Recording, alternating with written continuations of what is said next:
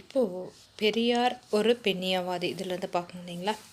பெரியார் ஆணாதிக்க சமூகத்தை விமர்சித்தார். குழந்தை திருமணத்தையும் தேவதாசி முறையும் கண்டனம் செஞ்சார்.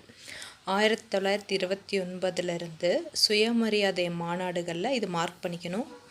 எப்போ இருந்து 1929 பெண்களின் மோசமான நிலை குறித்து குரல் கொடுக்க தொடங்கியதிலிருந்து பெண்களுக்கு விவாகரத்து பெறுவதற்கும் சொத்தில் பங்கு பெறுவதற்கும் உரிமை உண்டுன்னு ஆணித்தரமாக வலியுறுத்தினார். திருமணம் செய்து கொடுப்பது அப்படிங்கிற வார்த்தைகள் பயன்படுத்தக்கூடாதுன்னு சொல்லி திருக்குறளில் வாழ்க்கை துணை அப்படிங்கிற வார்த்தைகள் இருக்கும், அதையே பயன்படுத்தணும்னு சொன்னார். பெண்ணியம் குறித்து பெரியார் ஒரு நூல் எழுதியிருக்காரு. அது பெண் ஏன் அடிமையானால்ங்கிறது. சரிங்களா. பெண்களுக்கு சொத்துரிமை வழங்கப்படுவது அவங்களுக்கு சமூகத்தில் நன்மதிப்பையும் பாதுகாப்பையும் வழங்கினார். இப்போ சொத்து இருக்குன்னு வச்சுக்கோங்களேன், வெளியில் ஒரு நல்ல மதிப்பு கிடைக்கும், அவங்களுக்கு ஒரு பாதுகாப்பானது. ஏன்னா நமக்கு சொத்து இருக்குது அப்படிங்கிற ஒரு பாதுகாப்பு உணர்வு இருக்கும் இல்லைங்களா.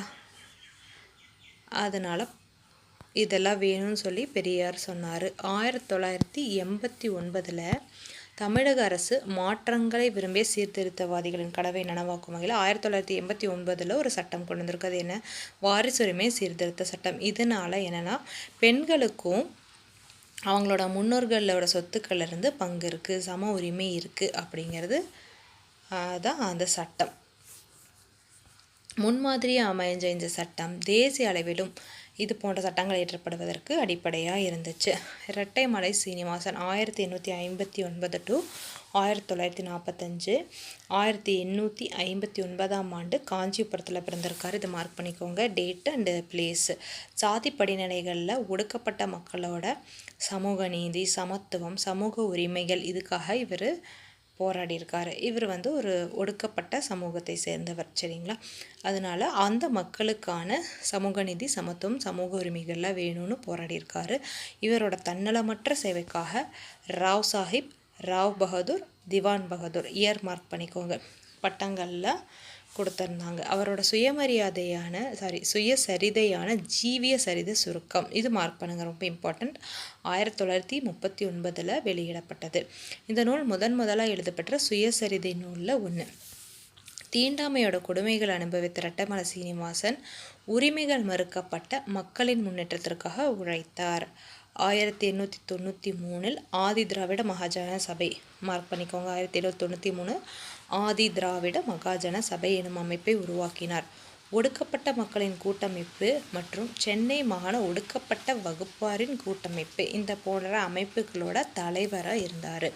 B.R. அம்பேத்கர் நெருக்கமானவரான அவர் லண்டனில் 1930 அப்புறம் 31 இந்த முதல் 2ஆம் வட்டை மேஜை மாநாடில் கலந்துட்டு சமூகத்தோட விளிம்பு நிலை மக்களின் கருத்துக்களுக்காக குரல் கொடுத்தார். 1932 செய்து கொள்ளப்பட்ட பூனா ஒப்பந்தம், காந்தி மற்றும் அம்பேத்கருக்கு இடையேயான பூனா ஒப்பந்தம் இருக்கும். இந்த பூனா ஒப்பந்தத்தில் ஒடுக்கப்பட்ட மக்களுக்கு தனி தொகுதி வேணும்னு அம்பேத்கர் கேட்டிருப்பார். காந்தி அவங்கள தனி தொகுதி கொடுத்தா இந்துக்கள்லேருந்து தனித்து பிரித்து வைக்கிற மாதிரி ஆகிடும்.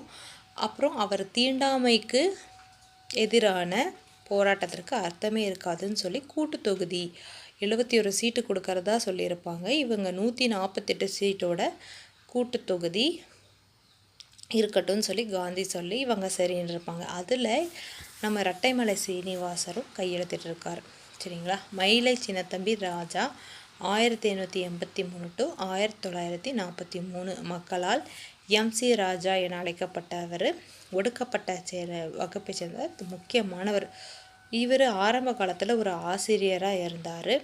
பள்ளிகள் கல்லூரிகளுக்கான பாடப்புத்தகங்களையும் எழுதியிருக்காது. தென்னிந்திய நல உரிமை சங்கத்தில் மொத்தம் 30 பேர் சேர்ந்து உருவாக்குனாங்கன்னு வரும் இல்லைங்களா. அதில் இவரும் ஒருத்தர். சென்னை மாகாணத்தில் ஒடுக்கப்பட்ட வகுப்பிலிருந்து சட்ட மேலவைக்கு தேர்ந்தெடுக்கப்பட்ட முதல் உறுப்பினர் ஆவார். இந்தியாவின் முதல் சட்டமன்ற பெண் உறுப்பினர் யார், என்ன இயரில் அவங்க சட்டமன்ற உறுப்பினராக ஆனாங்க அப்படிங்கிறத நீங்கள் எனக்கு கமெண்ட்டில் சொல்லுங்கள். 1920 to 1926 சென்னை சட்டசபையில் நீதி கட்சியோட துணைத் தலைவராகவும் செயல்பட்டிருக்கார். ஓகேங்களா. 1928 அகில இந்திய ஒடுக்கப்பட்டோர் சங்கம்ங்கிற அமைப்பை உருவாக்கி அதோட தலைவராகவும் நீண்ட காலம் பணியாற்றியிருக்காரு. இந்த டேட்டு அகில இந்திய ஒடுக்கப்பட்டோர் சங்கம், இதை மார்க் பண்ணிக்கோங்க. தமிழ்நாட்டில் தொழிலாளர் இயக்கங்கள். இந்தியாவில் தொழில்கள் வளர முதல் உலகப்போர் 1911-18 உத்வேகம் அளித்தது. ஏன்னா போர்களில் நிறைய பொருட்கள் தேவைப்படும், உணவுப் பொருட்கள்ல இருந்து வெடிப்பொருட்கள், ஆயுதங்கள்னு. அதனால தொழில்கள் இந்த காலகட்டத்தில் ரொம்பவுமே வளர்ந்துருக்கும். போர்க்கால தேவைகளை நிறைவு செய்கிறதுக்காக இந்த தொழிற்சாலைகள் அதிக அளவிலான தொழிலாளர்களை பணியில் அமர்த்துச்சு. அப்போ போர்க்கால தேவைக்காக நிறையா தொழிலாளர்களை எடுக்கிறாங்க உள்ள வேலை செய்கிறதுக்காக. சரிங்களா? போர் முடிவடைஞ்சிருச்சு, போர்க்கால தேவைகளும் குறைஞ்சிருச்சு. அதனால என்ன பண்ணாங்க, எல்லா தொழிற்சாலைகளிலும் இருந்த ஆட்களை ஆட்குறைப்பு வெளியேற்றப்பட்டிருக்காங்க. ஓகேங்களா? ஆட்குறைப்பு செய்யப்பட்டிருக்காங்க. இதோடு ஏற்பட்ட விலைவாசி ஏற்றமும் தொழிலாளர் இயக்கங்கள் தோன்றுவதற்கு உந்து சக்தியாக அமைந்தன. சென்னை மாகாணத்தில் பி.பி. வாடியா, மா. சிங்காரவேலர், திருவி. கல்யாண சுந்தரனார் போன்றவர்கள் தொழிலாளர்கள் சங்கங்களை அமைப்பதில் முன்முயற்சி எடுத்திருக்காங்க. 1918 இந்தியாவோட முதல் தொழில் சங்கமான சென்னை தொழிலாளர் சங்கம் உருவாக்கப்பட்டது. இந்தியாவிலேயே முதல் தொழிலாளர் சங்கம் எங்கே உருவாக்கப்பட்டுச்சுன்னா சென்னையில் தான். அது என்னது? சென்னை தொழிலாளர் சங்கம். இயர் என்ன? 1918.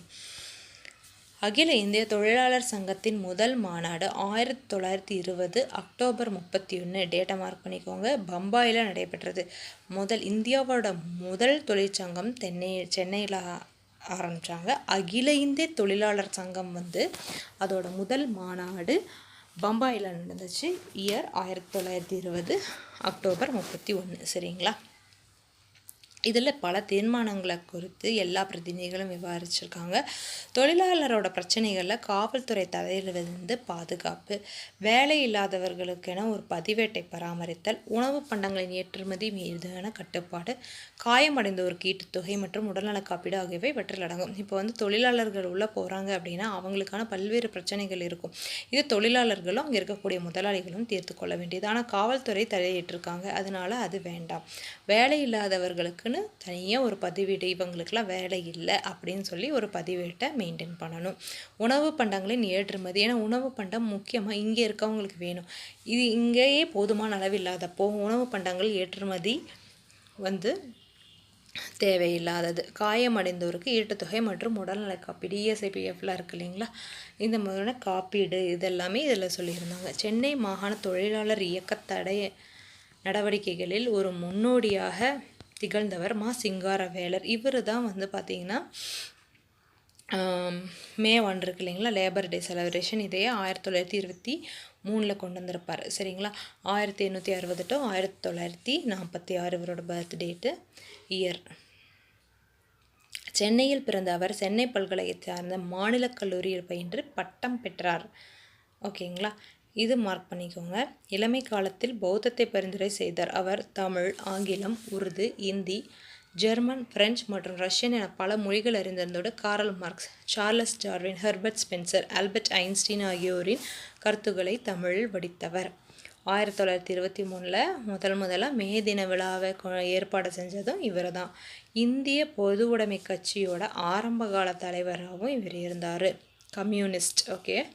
தொழிலாளி வர்க்கத்தோட பிரச்சனைகளை வெளிப்படுத்துறதுக்காக தொழிலாளன் அப்படிங்கிற பத்திரிகை, அந்த தொழிலாளன் பத்திரிகையில் தொழிலாளர்களோட என்ன பிரச்சனைகள் இருக்கோ, ஒரு நேரம் 8 மணி நேரம் இல்லை, ஒர்க்கிங் ஹவர் ஒரு 10 மணி நேரம் இருக்குது, இந்த மாதிரியான பிரச்சனைகள்லாம் வெளியிடுறதுக்காக தொழிலாளன்கிற பத்திரிகையும் அவர் வெளியிட்டிருக்காரு.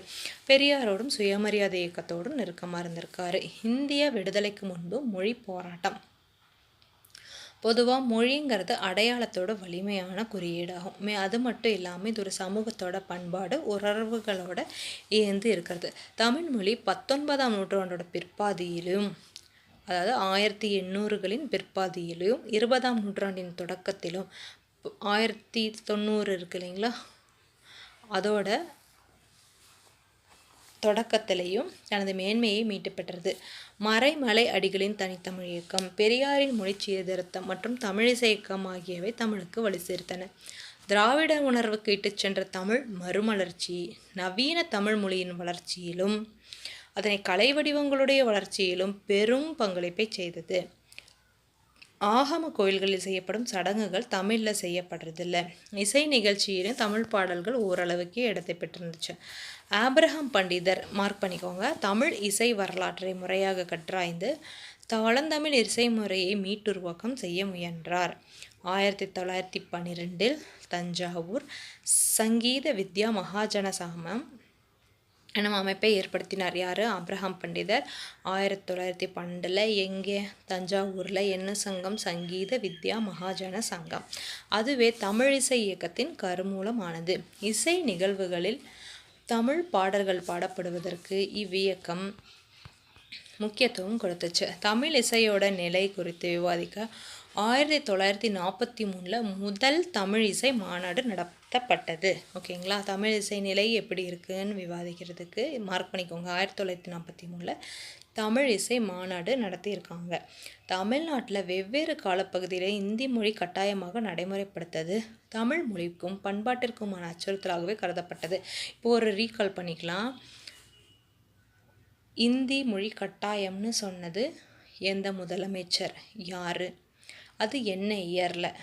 2 டைம் வந்திருக்கும். சரிங்களா? அது எந்தெந்த இயரில் அப்படிங்கிறது நீங்கள் கமெண்ட்டில் சொல்லுங்கள். தமிழுக்கு மேலாக இந்தியை அறிமுகம் செய்வது திராவிடர்களுக்கான வேலைவாய்ப்புகளை மறுப்பதாக அமையும் என பெரியார் அறிவித்தார்.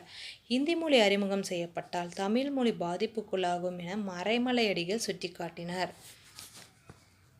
இந்தி எதிர்ப்பு இயக்கத்தை சேர்ந்தவர்கள் தங்கள் போராட்டத்தை பிராமணியத்திற்கும் தமிழின் மீதான சமஸ்கிருதத்தின் ஆதிக்கத்திற்கும் எதிரான கருத்தியல் போராகவே கருதினர். சரிங்களா? இவங்க ஹிந்தி வேண்டான்னு சொல்கிறதுக்கு காரணம் என்னென்னா, பிராமணியத்திற்கும் தமிழ் மேலே இருக்கக்கூடிய சமஸ்கிருத ஆதிக்கத்திற்கும் எதிரான கருத்தியல் போராகவே தான் ஹிந்தி வேண்டான்னு சொல்கிற அந்த போராட்டத்தை நடத்தினாங்க. பெரியார் என்ன சொன்னார், மறைமலையடிகள் என்ன சொன்னார் அப்படிங்கிறத நீங்கள் இங்கே மார்க் பண்ணிக்கணும். வேலை வாய்ப்புகளை மறுக்கிறதா சொன்னது பெரியார், தமிழ்மொழி பாதிப்புக்கு உள்ளாகும்னு சொல்கிறது மறைமலை அடிகள். பெண்கள் இயக்கங்கள் 20ஆம் நூற்றாண்டின் தொடக்கத்தில் சென்னை மாகாணத்தில் பெண்களை வலிமையுள்ளவர்களாக மாற்றுதல் என்னும் நோக்கத்துடன் பல பெண்ணிய இயக்கங்கள் நிறுவப்பெற்றன. அவைகளுள் தமிழ்நாட்டில் உருவான இந்திய பெண்கள் சங்கம், அகில இந்திய பெண்கள் மாநாடு ஆகியவை முக்கியமானவை ஆகும். இந்திய பெண்கள் சங்கம் என்பது 1917 அன்னி Besant, Dorothy Jina, ராஜதாசா, Margaret cousins, இதை நீங்கள் மார்க் பண்ணிக்கணும், ஆகியோரால் சென்னை அடையாறு பகுதியில் தொடங்கப்பட்டது. இவ்வமைப்பு தனிநபர் சுகாதாரம், திருமண சட்டங்கள், வாக்குரிமை, குழந்தை வளர்ப்பு மற்றும் பொது வாழ்வில் பெண்களின் பங்கு ஆகியவை குறித்து பல்வேறு மொழிகளில் துண்டு பிரசுரங்களையும் செய்தி மடல்களையும் வெளியிட்டது. இதே சமயத்தில் இந்திய பெண்கள் சங்கம் பெண் கல்வி குறித்த பிரச்சனைகளை கையாள்வதற்காக 1927 அகில இந்திய பெண்கள் மாநாட்டை நிறுவியது. 1917 இந்திய பெண்கள் சங்கம் உருவாக்குனாங்க. இவங்களே பெண் கல்வி குறித்த பிரச்சனைகளை கையாள்வதற்காக 1927 அகில இந்திய பெண்கள் மாநாட்டையும் நடத்தினாங்க. சரிங்களா? 10 வருஷத்துக்கு அப்புறம். மேலும் அரசு பெண்களின் மேம்பாட்டிற்காக பல கொள்கைகளை நடைமுறைப்படுத்த வேண்டும் என பரிந்துரை செய்தது. பெண்களின் விடுதலை என்பது சுயமரியாதை இயக்கத்தின் முக்கிய நோக்கங்களில் ஒன்றாகும். பெரியார் பெண் விடுதலைக்காக, பெண் அடிமைத்தனத்தை மீட்பதற்காக ஒரு முக்கியமான புக் எழுதினார். அது என்ன புக்குன்றது இந்த இடத்துல ரீகால் பண்ணிக்கோங்க. ரீகால் பண்ணிட்டு எனக்கு கமெண்ட்டில் சொல்லுங்கள். பெரியாரின் தலைமையிலான சுயமரியாதை இயக்கத்தைச் சேர்ந்தோர் பாலின சமத்துவம் மற்றும் பாலினம் குறித்த சமூகத்தின் உணர்வுகளை மேம்படுத்துதல் ஆகியவற்றுக்காக பணியாற்றினார். தங்களுடைய கருத்துக்களை பங்கிட்டுக் கொள்வதற்காக ஒரு இடத்தை பெண்களுக்கு இவ்வியக்கம் ஏற்படுத்தி கொடுத்தது. இவ்வியக்கத்தில் தீவிரமாக பணியாற்றிய பெண்கள் பலர் இருந்தனர். முத்துலட்சுமி அம்மையார், நாகம்மை, கண்ணம்மா, நீலாவதி, மூவலூர் ராமாமிர்தம், ருக்மணி அம்மாள், அலமேலுமங்கை தாயாரம்மாள், நீலாம்பிகை மற்றும் சிவகாமி சிதம்பரனார் ஆகியோர் அவர்களுள் முக்கியமானவர்கள் ஆவர். கடவுளுக்கு இறைப்பணி செய்யும் சேவகர்களாக இளம் பெண்களை இந்து கோயில்களுக்கு அர்ப்பணிக்கும் வழக்கம் இருந்தது. அவ்வாறு அர்ப்பணிக்கப்பட்டோர் தேவதாசி என்று அறியப்பட்டனர். கடவுளுக்கு செய்யப்படும் சேவை எனும் நோக்கில் அமைந்திருந்தாலும் நாளடைவில் இம்முறை பெரும் ஒழுக்கக்கேட்டிற்கும் பெண்களை தவறாக பயன்படுத்துவதற்கும் இட்டு சென்றது. இத்தேவதாசி முறையை ஒழிப்பதற்காக சட்டம் இயற்றப்பட வேண்டும் என்பதற்காக நடைபெற்ற இயக்கத்தில் டாக்டர் முத்துலட்சுமி அம்மையார் முதலிடம் வகித்தார். மதராஸ் தேவதாசி சட்டம் 1947 எனும் சட்டம் அரசால் உருவாக்கப்பட்டது. அதாவது கோயில் பணி செய்வதற்காக ஒரு சமூக அந்த பெண்களை கோயிலில் விட்டுருவாங்க. அது பிற்காலத்தில் ஒழுக்கக்கேட்டான நடைமுறைக்கு ஆட்படுத்தப்பட்டிருந்தது. இதை தடுக்கிறதுக்காக முத்துலட்சுமி அம்மையார் ஒரு தீர்மானம் கொண்டு வருவாங்க. அது 1930 நடந்திருக்கும். பின்னாடி 1947 தான் இது சட்டமாக வந்திருக்கும். சரிங்களா? 1930 சென்னை சட்டமன்றத்தில் முத்துலட்சுமி அம்மையார் சென்னை மாகாணத்தில் இந்து கோயில்களுக்கு பெண்கள் அர்ப்பணிக்கப்படுவதை தடுப்பது எனும் மசோதாவை அறிமுகப்படுத்தினார். பின்னர் தேவதாசி ஒழிப்புச் சட்டமாக மாறிய மசோதா இந்து கோவில் வளாகங்களிலோ அல்லது வேறு வழிபாட்டிடங்களிலோ பொட்டுக்கட்டும் சடங்கு நடத்துவது சட்டத்திற்கு புறம்பானதாகும் என அறிவித்தது. தேவதாசிகள் திருமணம் செய்து கொள்வதற்கு சட்டப்பூர்வமான அனுமதியை வழங்கியது. மேலும் தேவதாசி முறைக்கு உதவி செய்கிற அல்லது தூண்டி விடுகிற குற்றத்தை செய்வோருக்கு குறைந்தபட்சம் 5 ஆண்டு சிறை தண்டனை என ஆணையிட்டது. இம்மசோதா சட்டமாக மாறுவதற்கு 17 ஆண்டுகள் காத்திருந்தது. புக் பேக் பார்த்துடலாம். 1709 தரங்கம்பாடியில் ஒரு முழுமையான அச்சகத்தை நிறுவியவர்.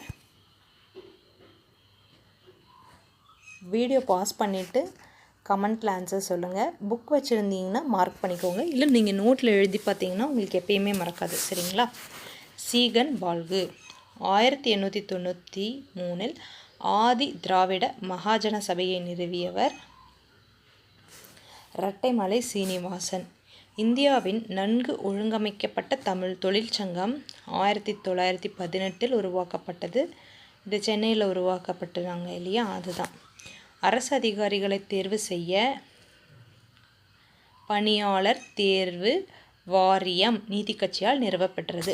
பொதுப்பணி ஆணையம் பிரிட்டிஷ் இந்திய அரசு 1929 கொண்டு வந்திருக்கும். அதுக்கு முன்னாடியே பணியாளர் தேர்வு வாரியம் 1924 நீதி கட்சி நிறுவியிருப்பாங்க. சென்னை மாகாணத்தில் ஒடுக்கப்பட்ட வகுப்பிலிருந்து முதன் முறையாக சட்ட மேலவைக்கு தேர்ந்தெடுக்கப்பட்டவர் MC ராஜா. முதலாக அச்சேறிய ஐரோப்பிய மொழி அல்லாத மொழி தமிழ். புனித ஜார்ஜ் கோட்டை கல்லூரியை உருவாக்கியவர் F.W. எல்லிஸ். தமிழ் மொழியியல் தூய்மைவாதத்தின் தந்தை. தனித்தமிழ் இயக்கம், தூய தமிழ் இயக்கம், எது கேட்டாலும் மறைமலையடிகள். இவரோட பொண்ணு நீலாம்பிகை தமிழ் அகராதிவனை உருவாக்கியிருப்பாங்க. தேர்தல் அரசியலில் பெண்கள் பங்கேற்பதை முதலில் அங்கீகரித்தது நீதி கட்சி ஆகும். 1921 இந்த சட்டப்படி 1926 முத்துலட்சுமி அம்மையார் அவர்கள் சட்டமன்றத்துக்குள்ளே உறுப்பினராகி நுழைஞ்சிருப்பாங்க. சரிங்களா? சூரிய நாராயணி சாஸ்திரி எனும் பெயர் சூரியன் பரிதி நாராயணன் மால் சாஸ்திரி.